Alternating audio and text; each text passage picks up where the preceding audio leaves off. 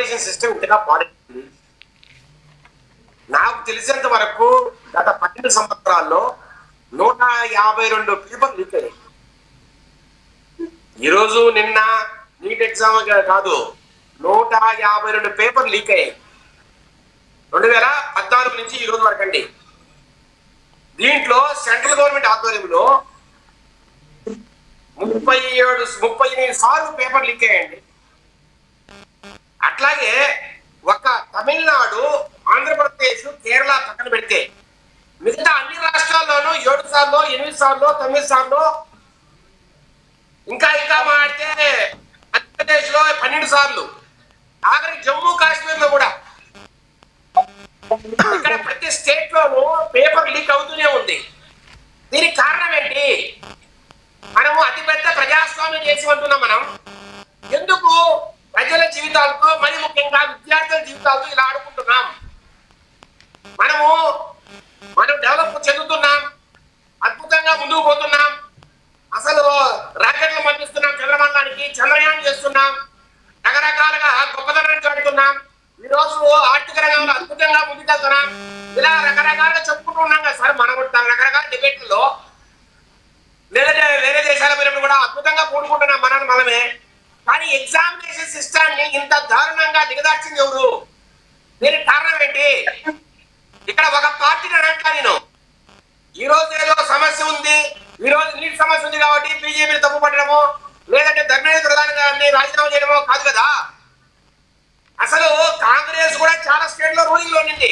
అసలు రాజస్థాన్ లో అశోక్ గెహ్లాట్ ముఖ్యమంత్రి ఉన్న టైంలో ఎన్నిసార్లు పేపర్ లీక్ అయిందండి? ఏం చేశారు ఆయన? అస్సాంలో కాంగ్రెస్ గవర్నమెంట్ ఏం చేశారు?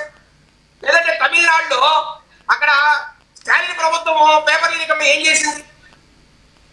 నేను అంటున్నా సార్, ఇది ఒక పార్టీకి సంబంధించిన అంశం కాదు. ఇది భారతదేశాన్ని ఈ రోజు బట్టి కుదిపేస్తున్న అంశమే సార్. ఈ రోజు ఏదైతే విద్యార్థులు ధర్నా చేస్తున్నారో అది తప్పు కాదు. ఏదో ఒకరో చేయాలండి. చేయకపోతే ఎప్పటికి తెలుసుకుంటాం మనము? ఎప్పటికి మారుతాము? ఈ రోజు బీజేపీ మీద అట్లా ఎక్కడో ఒక దగ్గర స్టార్ట్ చేయాల్సిందే. అంతెందుకు సార్, ఉత్తరప్రదేశ్ లో ఒక 6 నెలల సంవత్సరం ముందర పోలీస్ కానిస్టేబుల్స్ రిక్రూట్మెంట్, అక్కడ కూడా పేపర్ లీక్ అయ్యి లక్షల మంది ఇబ్బంది పడే పరిస్థితి. ఇదేదో నీట్ ఎగ్జామో లేకపోతే సిబిఎస్ఈ సిలబస్ లీక్ కావట్లే. మీరు ఏదైనా ఉద్యోగానికి రిక్రూట్మెంట్ చేయండి, అక్కడ లీక్ అయిపోతుంది పేపరు. ఇప్పుడు న్యాయంగా ధర్మంగా ఎవరైతే చదువుకున్నాడో, మెరిట్ లో ఉన్నాడో వాళ్ళ న్యాయం జరుగుతుందా? దీనికి కారణం ఏంటి? ప్రతి రాష్ట్రంలోనూ ఈ రకంగా ఈ పేపర్ లీక్ చేయడానికి ఒక ఆర్గనైజ్డ్ మాఫియా తయారైంది. ఎప్పుడైతే మనము డిజిటల్ గా ఆన్లైన్ సిస్టానికి వచ్చామో, డిజిటల్ ఈ సైంటిఫిక్ విప్లవం ఏదైతే వచ్చిందో, సాంకేతిక విప్లవం, ఎప్పుడైతే అన్ని కూడా కంప్యూటర్ అని మనము ఎప్పుడైతే ఈ ఎగ్జామినేషన్ నిర్వహిస్తున్నామో, ఒకరి దగ్గర నుంచి ఇంకొక షేర్ చేయడానికి కావచ్చు, ఆ కంప్యూటర్ సిస్టమ్స్ హ్యాక్ చేయడం కావచ్చు, అట్లాగే హై కరప్షన్ అంటే ఎక్కువ డబ్బులు చేతులు మారడం కావచ్చు, లేదంటే సార్ కాంపిటీషన్ కూడా ఎక్కువ ఉండడం. అంటే ఒక 1000 పోస్టులు ఉంటే 2 లక్షల మంది 3 లక్షల మంది ఎగ్జామ్ రాయడం, ఇది కూడా ఒక కారణం.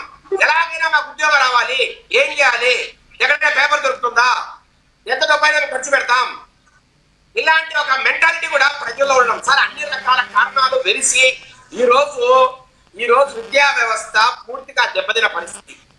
దీన్ని బాగు చేయాలా సార్? బీజేపీ వారు కాంగ్రెస్ తిట్టడం, కాంగ్రెస్ వారు టీడీపీ తిట్టడం, టీడీపీ వారు టీఆర్ఎస్ తిట్టడం. విజయశేఖర్ రెడ్డి గారు ఓపెన్ గా ఒకటి మాట్లాడుకుంటే, విజయశేఖర్ రెడ్డి గారు ఒకటి ఓపెన్ గా మాట్లాడుకుంటే, మీరు ఒక పార్టీకి సంబంధం లేకుండా టీడీపీ అధికార ప్రతినిధి అయినా కూడా వాస్తవం మాట్లాడే ప్రయత్నం చేశారు, దానికి ధన్యవాదాలు.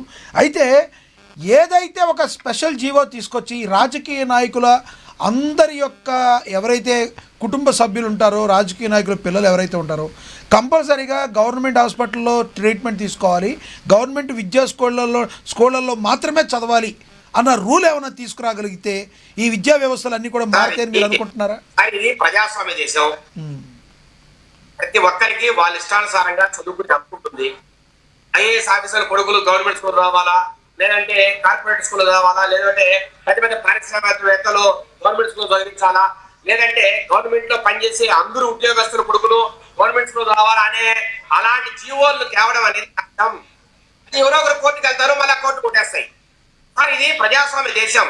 ఇది రాజ్యాంగం సో ప్రకారం మీరు ఏమంటారంటే మద్యపానం ఆరోగ్యానికి హానికరం, మద్యపానం ఆరోగ్యానికి హానికరం అని ఒక టైటిల్ వేస్తాము, మద్యాన్ని మాత్రం అమ్ముతాం.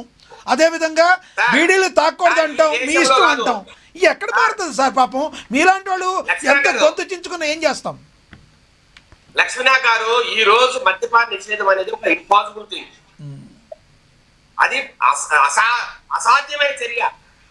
కానీ ఈ రోజు ఏ దేశం పోయినా ఎక్కడికి మీరు ఒక కాసేపు టైం స్పెండ్ చేయాలన్నా, లేదంటే ఏదైనా ఒక టూరిస్ట్ డెస్టినేషన్కి వెళ్ళా అక్కడ మందు లేనిది, మందు సరఫరా చేయండి, అసలు అక్కడ ఆ టూరిస్ట్ డెస్టినేషన్ గడవదండి.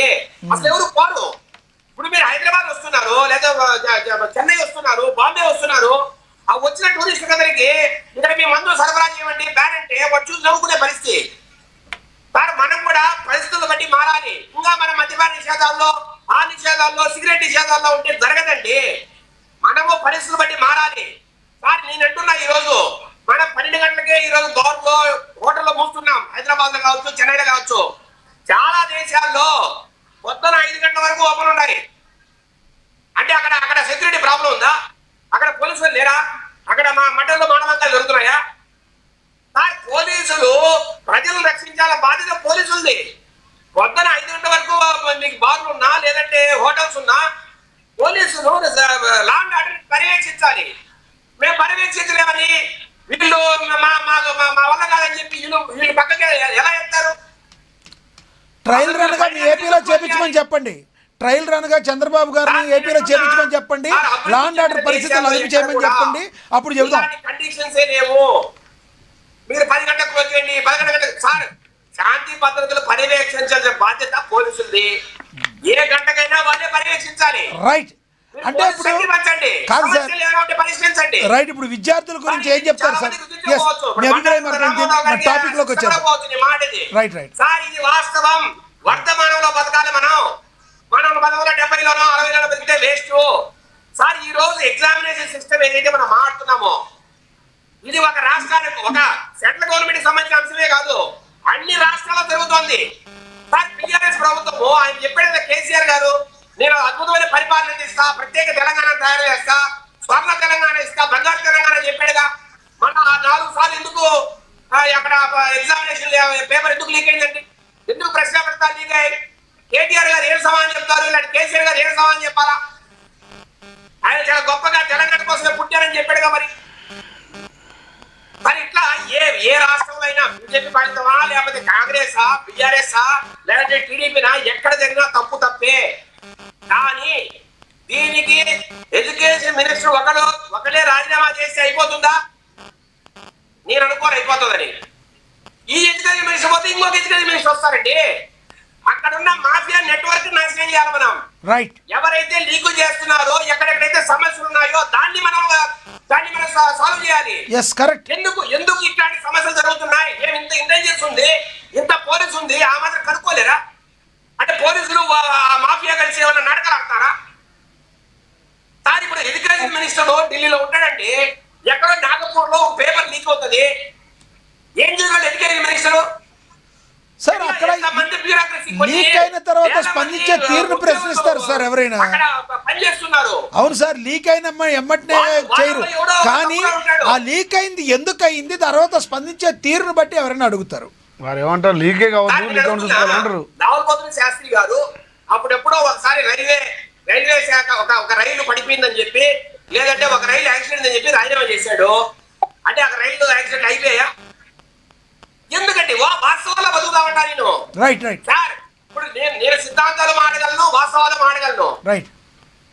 సార్, ఇప్పుడు విద్యార్థులు ఏదైతే చేస్తున్నారో ధర్నా, దాన్ని పూర్తిగా నేను సమర్థిస్తా. వాళ్ళు ఈ రోజుకి తిరగబడ్డం వల్లే దాన్ని ఇష్యూ పెద్దదైంది. ఈ రోజు సెంట్రల్ గవర్నమెంట్ అయినా, స్టేట్ గవర్నమెంట్స్ అయినా ఆలోచించాల్సిన పరిస్థితి వచ్చింది. దాని మీద ఫోకస్ చేయాల్సిన పరిస్థితి వచ్చింది. ఇది ఒక శుభ పరిణామం. కానీ ధర్మేంద్ర ప్రధాన్ రాజీనామా చేసి అయిపోతుందా, లేకపోతే నరేంద్ర మోడీ గారు దీని మీద ఫోకస్ చేసి మొత్తం ఏదైతే సెంట్రల్ గవర్నమెంట్ ఆధ్వర్యంలో జరుగుతున్న ఎగ్జామినేషన్ ఉన్నాయో వాటిని మొత్తం రివ్యామ్ చేయాలనా, దాన్ని ఒక పద్ధతిగా నడపాలనా, లేదంటే ఒక ఇండిపెండెంట్ బోర్డు అయినా తేవాలనా?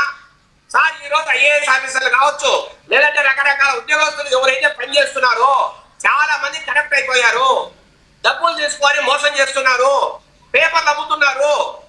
ఈరోజు జరుగుతున్న వ్యవహారం సార్. నేను ఐఏఎస్ వ్యవస్థను తప్పుపడట, ప్రతి వ్యవస్థలోనూ కొంతమంది రచ్చకుండా ఉన్నారు. రైట్, మీ అభిప్రాయం అర్థమైంది. ఎస్ ఎస్ ఎస్, మీ అభిప్రాయం సార్ ఇవన్నీ రైట్. సార్ నేను అంటున్నా